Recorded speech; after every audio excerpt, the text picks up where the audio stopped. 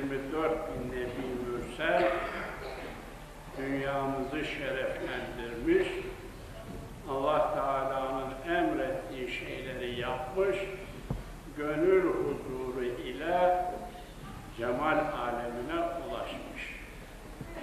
Darısı hepimizin başına.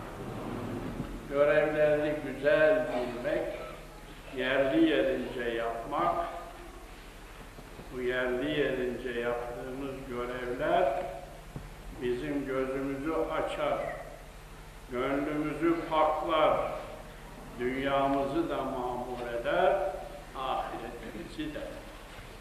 İlahi emirlere gönül vermeyen, baş kesmeyen kişilerin dünyasında da hayır yoktur. Dünya ve ahiret saadetine ermek istiyorsak, ilahi emirler öğrenilecek, kulak verilecek ve o minval üzere mümkün mertebe yaşamaya gayret edilecek.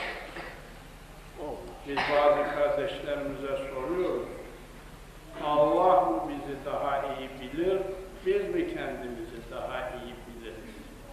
Hiç şüphesiz bizi bizden daha iyi bilici olan Hazreti Allah'tır. Celle Celaluhu ve amme nevaluhu la ilahe gayruhu. Öyleyse onun dünya üzerinde vaaz etmiş olduğu prensipler, ona uymak saadettir.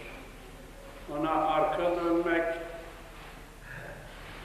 demode olmuş demek, 20. asırda da böyle olur mu herzesinde bulunmak felakettir, dalalettir. Cenab-ı Hak üzümü çöpünden ayırt etmek, hayra ittibalar,